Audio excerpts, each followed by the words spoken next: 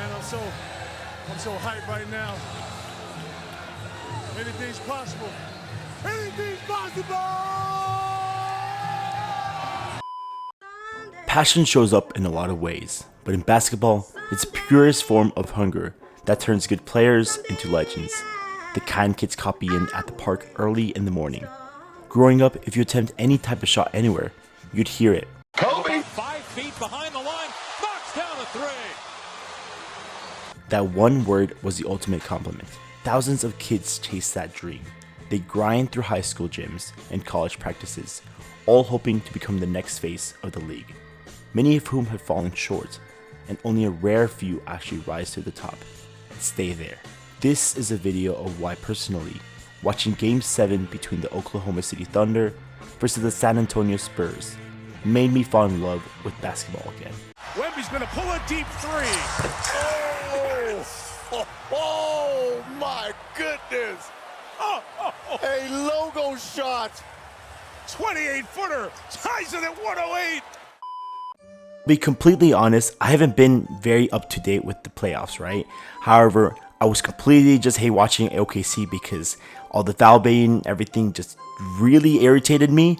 And I told all my buddies, right, that were watching the basketball playoffs that if OKC made it to the finals, I'm probably not going to watch it just because it's atrocious. It's obvious what they're doing, and it just gave me a bad taste in my mouth, right? It kind of just made me just completely stop watching basketball completely, right?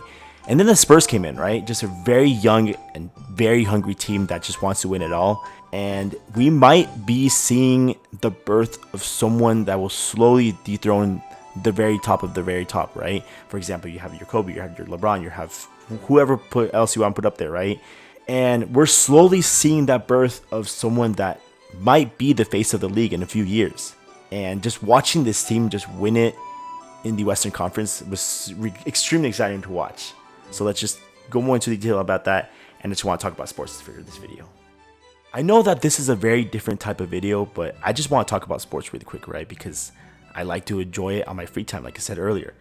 So we have the Knicks, right? A very passionate team that have had a lot of playoff runs, but injuries, whatever, it gets in the way, right? And unfortunately, who knows if they can win it. I have no bias in this tournament whatsoever because I'm a Miami fan. Unfortunately, I do live in Vegas. But the Knicks are an exciting team to watch, right? They're nothing close to, what we saw from OKC. Everyone around them is a very solid three-pointer. It almost feels like a game of pickup basketball. It's very I don't want to say street basketball, but it feels different compared to this OKC series, right? It feels like a palate cleanser, if that makes any sense, right? It's genuine basketball going back and forth. It's exciting. There is foul baiting, but it's not to the extent that we saw in the OKC series, right? There was games going on for 2+ hours because of the amounts of fouls that they were going on for every single team, which is so irritating to watch.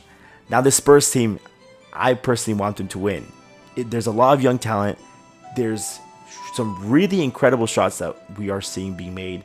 We have a 7'4" athlete that's making half-court shots, and that I think is going to be the face of the league in a few years, right? Because, again, someone that tall should not be making these sort of shots, but however, they land, they're looking great.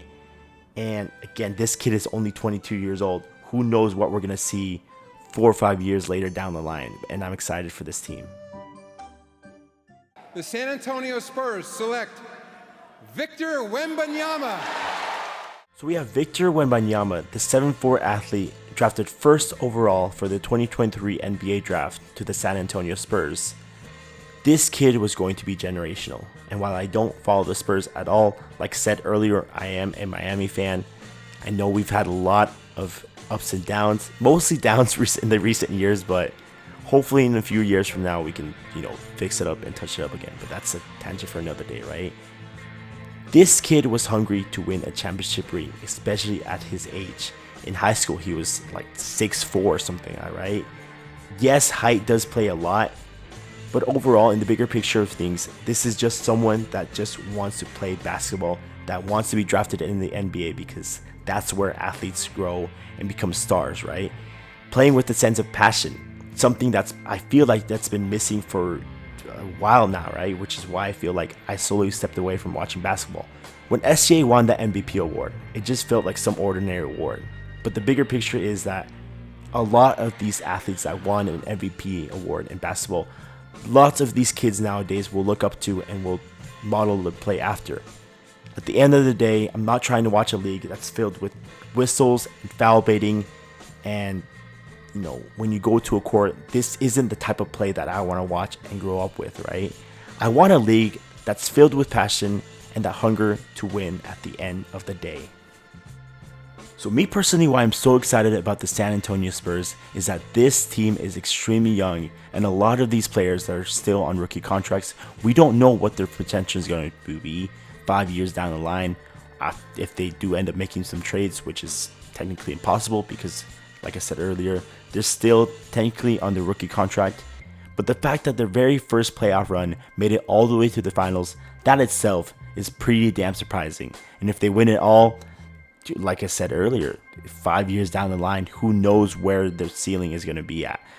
And for a lot of these players that did get drafted for the very first year, they don't play like rookies, which I think is such a key note to make note of. The fact that they are extremely confident in their skills, three-pointers, etc., whatever the situation may be. They'll take that chance. If it doesn't make it, try again, right? But the fact that they're even trying to attempt these, like, what seems to be impossible shots, and it ends up making it through, it's just confidence that you want to see from a very young and healthy team. So me personally, I'm taking the Spurs. How do you begin to leave your mark on this league? It's a tough league. It's tough to win this league. Many players have tried to win for years, for decades, and haven't made it. So my goal is I'm going to try and learn as quick as possible because I want to win that ring. Well, you are going to a The Spurs are going to the NBA Finals. So when the Spurs took down OKC in Game 7 of the Western Conference Final, it felt like an old school basketball was finally back. It was tough, it was greedy, it was filled with passionate defense, smart plays, and players that actually learned from their mistakes. The kind of game that you see in those viral TikTok compilations if you've ever fallen down the NBA rabbit hole. And I know by the time that this video drops, it's been a couple days that have passed since Game 1 because of work and unfortunately just life in general just getting in the way. But right now the Spurs are down 1-0 in the finals against a very different type of beast, the New York Knicks, and basically has a player that's pretty much unguardable at this point, Jalen Brunson. It's going to be a hell of a series, and if the Spurs pull it off and win it all, I think this could be the start of something special, a new face of the league in the making.